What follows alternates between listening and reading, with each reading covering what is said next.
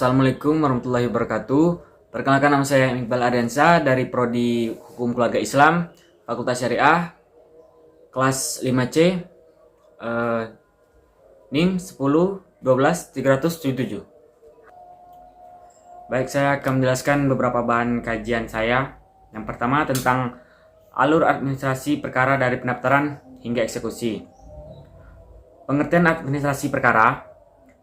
Administrasi perkara adalah rangkaian kegiatan pencatatan, pengelolaan, dan pengarsipan data perkara secara sistematis sejak tahap pendaftaran hingga tahap eksekusi putusan. Lalu yang kedua, ada tahap pendaftaran perkara. Tahap pendaftaran perkara meliputi tentang pengajuan surat gugatan atau permohonan, lalu pembayaran panjar biaya perkara, lalu yang ketiga, pencatatan dalam buku registrasi perkara, lalu yang keempat, pemberian nomor perkara. Lalu ada tahap penunjukan majelis hakim dan penetapan hari sidang. Setelah perkara didaftarkan, ketua pengadilan menunjuk majelis hakim yang akan memeriksa dan mengadili perkara. Ketua majelis hakim menetapkan hari sidang pertama, kemudian panitera membuat surat panggilan untuk para pihak melalui jurusita atau jurusita pengganti. Lalu ada tahap persidangan, yaitu merupakan inti dari proses penyelesaian perkara yang meliputi sidang pertama, pemeriksaan kelengkapan gugatan dan kehadiran para pihak. Lalu ada mediasi, lalu yang ketiga pembacaan gugatan atau dakwaan, lalu yang keempat ada jawaban, replik, duplik, serta pertukaran dokumen antara para pihak. Lalu pembuktian, pemeriksaan, saksi, ahli, dan bukti tertulis. Lalu ada kesimpulan, yaitu para pihak memberikan ringkasan akhir argumentasi hukum. Lalu yang terakhir pembacaan putusan. Setelah itu tahap putusan. Tahap putusan adalah pernyataan hakim yang diucapkan di sidang terbuka umum sebagai hasil pemeriksaan perkara. Putusan harus ditulis secara lengkap, memuat pertimbangan hukum, amar hukum, dan perintah pelaksanaan. Lalu ada tahap pelaksanaan putusan atau yang dalam kurung eksekusi. Jika pihak yang kalah tidak melaksanakan putusan secara sukarela, pihak yang menang dapat mengajukan permohonan eksekusi. Proses eksekusi meliputi berbagai berikut. Yang pertama, pengajuan permohonan, lalu penetapan eksekusi, lalu unmanning atau peringatan kepada pihak yang kalah, lalu eksekusi real atau lelang. Lalu lanjut ke pengelolaan berkas perkara. Yang pertama, pengertian berkas perkara.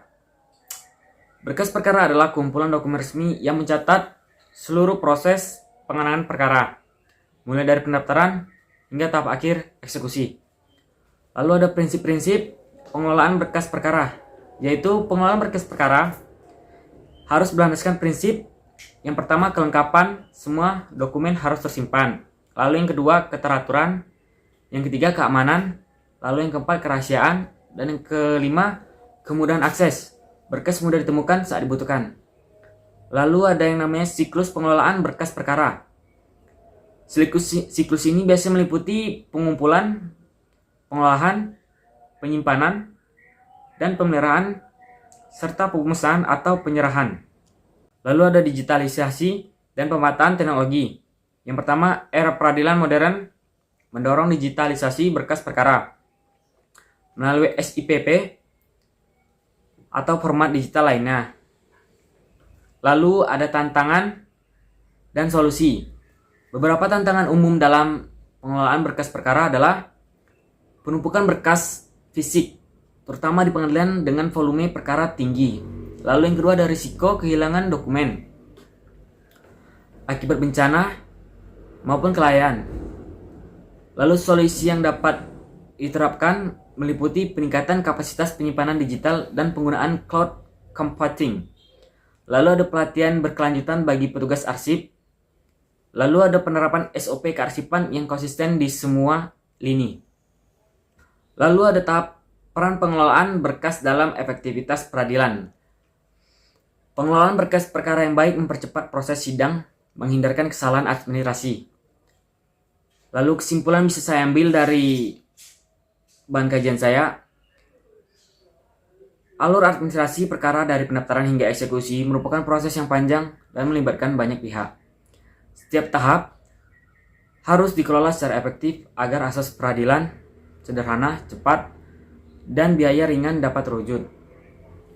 Mengenai pengelolaan berkas perkara, baik secara fisik maupun digital, memegang peranan vital dalam menjaga integritas sistem peradilan. Penerapan teknologi informasi seperti SEPP dan e-court menjadi langkah strategis untuk meningkatkan efisiensi dan transparansi peradilan di Indonesia. Itu saja, saya M. Iqbal Aryansa. Mohon maaf jika ada salah kata maupun kekurangan dari saya. Wabillahi taufiq wal hidayah. Wassalamualaikum warahmatullahi wabarakatuh.